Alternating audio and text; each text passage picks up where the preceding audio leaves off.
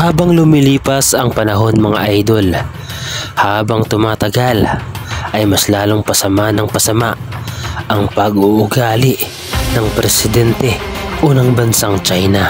Ito ay dahil sa ginagawa nila na kasamaan sa iba't ibang karatig bansa katulad ng Pilipinas, Taiwan, South Korea at iba pa. Ang pang-aalipin ng bansang ito sa iba't ibang karatig bansa nila ay mayroong hangganan at mayroong katapusan, at ang sinasabi nilang mayamang bansa na ang China ay tila ba humaharap ngayon sa matinding pagsubok na kung ating iisipin ay deserve naman sa bansang China na mangyari. Subalit ang lubos na nakakaawa dito ay ang mga taong inosente at walang kaalam-alam sa mga nangyayari. Nakilala natin mga idol ang presidente ng China na isang tuso at walang awa sa mga tao, lalong-lalo na sa mga mamamayan ng iba't ibang bansa na kanilang inaalipin. At dahil nga mga idol sa pag-uugali ng bansang China ito ay wala siyang pinagkaiba sa pag-uugali o kalakaran ng bansang North Korea. Dahil ang dalawang bansang ito mga idol ay halos magkatulad. Wala silang awa sa kanilang nasasakupan, lalo na ang kanilang mga mamamayan. Hinahayaan nila na magtrabaho ang mga ito habang sila ay nagugutom at namamatay na sa sobrang kapaguran at kagutuman. Ngunit balik tayo mga idol sa bansang China na kung saan ay nakakaharap ngayon ng matinding suliranin at pagsubok, na dahil nga mga idol sa pangyayaring ito, ang mamamayan ng China na mismo ang kumikilos para isiwalat ang totoong ugali ng kanilang presidente at ang totoong kalagayan ng mga mamamayan doon. At tila nga mga idol hindi na nakapagpigil pa ang ilan sa mga mamamayan na nakaranas dito ng paghihirap. At dahil sa pagsiwalat mga idol ng ilan sa mga tao dito sa China ay hindi nagpatinag ang mga taong ito. Kapalit ang kanilang buhay na maaaring mapahamak, maipagsabi lamang sa mga tao o sa mundo ang totoong nangyayari at kalagayan nila sa bansang China.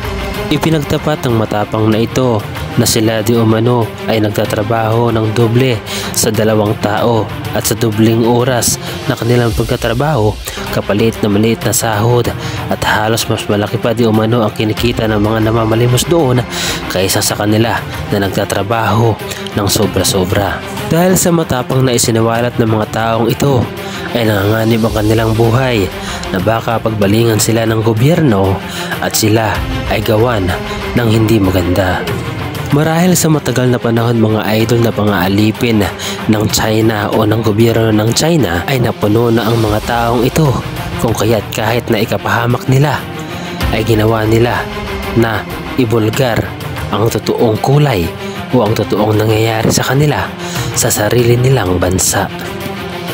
Ang nangyayaring ito mga idol sa bansang China ay hindi na nakakapagtaka dahil ang bansang China ay hindi kumikilala sa totoong Diyos na lumikha sa kanila. Ngunit hindi ko naman sinasabi mga idol na lahat ng tao sa China ay hindi kumikilala sa totoong Diyos na lumikha sa atin. Ngunit karamihan mga idol sa kanila ay halos hindi kumikilala sa totoong Diyos na siyang lumikha sa atin at sa buong mundo. Ang katotohanan nito mga idol sa bansang China ay mayroon naman talagang Christian o mga taong naniniwala sa ating Panginoong Hesukristo na siya ay Diyos at Panginoon nating lahat.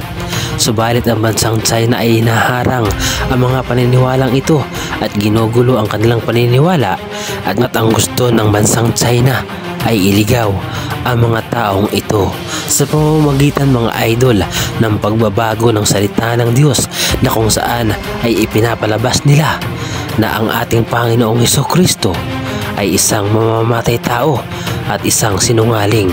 Ang pangyayaring ito mga idol ay ngayon lamang nangyari sa bansang China na kung saan ay gusto nilang baguhin ang nakasulat dito na lahat ng kabutihan, lahat na nakasulat doon, lahat ng mga utos ng ating Panginoong Hesukristo ay babaguhin nila sa kasamaan.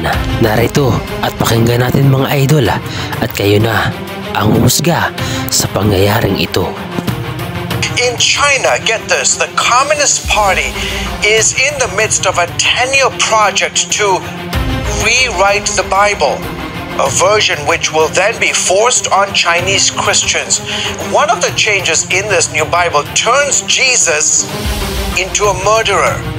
Sa mga hindi nakakaalam mga idol, ang pagbabago ng salita ng Diyos, ang pagbabago sa nakasulat dito, bawasan man yan o dagdagan, ay isang karumal-dumal na kasalanan para sa ating Panginoon. Dahil ito mga idol ay nakasaad o nakasulat sa banal na aklat, at ito ay mababasa sa Deuteronomy chapter 4 verse 2. Huwag ninyong daragdagan ni babawasan ang salita ng aking inuutos sa inyo upang inyong maingatan ang mga utos ng Panginoon ninyong Diyos na aking iniutos sa inyo. Ang salita ng Diyos mga idol ay detalyado. Ito ay totoo at dapat hindi na natin pang baguhin o bawasan man o dagdagan dahil ito ay salita ng Diyos at ito ay makapangyarihan. At sa mga ginagawa nga mga idol na pagbabago sa salita ng Diyos ng bansang China ito ay huwag silang pakakampante dahil ang lahat ng ito ay mayroong kaparasahan. At ang parusang ito mga idol ay unti-unti na nilang nararanasan. Dahil ang lahat ng ito mga idol ay nakasulat sa Revelation chapter 22 verse 8 hanggang verse 9 at ito ang nakasulat. Aking sinasaksihan sa bawat taong nakikinig sa mga salita ng hula ng aklat na ito, kung ang sino man ay magdadagdag sa mga ito, ay daragdagan siya ng Diyos ng mga salot na nakasulat sa aklat na ito. At kung ang sino man ay mag-alis sa mga salita ng aklat ng hulang ito, ay aalisin ng Diyos ang kanyang bahagi sa punong kahoy ng buhay at sa bayang banal na nangakasulat sa aklat na ito. Ang utos ng Panginoon sa atin mga idol, kabilang ang pagdagdag o pagbawas sa kanyang mga salita, ay isang utos na hindi dapat natin suwayin. Dahil ang sino man na sumuway sa utos na ito ay may karampatang parusa na sa iyo ay naghihintay. Huwag nating maliitin mga idol ang bawat salita, ang bawat utos na nakasaad o nakasulat sa banal na aklat sa Biblia. Dahil ang lahat ng utos na ito ay makapangyarihan. At ang bawat parusa, ang bawat salot na nakasaad sa banal na aklat na ito ay maaari mong matamo kapag ito ay hindi mo nasunod. Ikaw idol, ano ang masasabi mo sa reaction video na ito? Sang-ayon ka ba na ang mga nangyayari sa bansang China ay mayroong matinding kaugnayan tungkol sa mga kasamaan na ginagawa nila at sa pagbabago sa salita ng Diyos na nakasulat sa banal na aklat? I-comment mo naman ang iyong reaksyon sa ating comment section.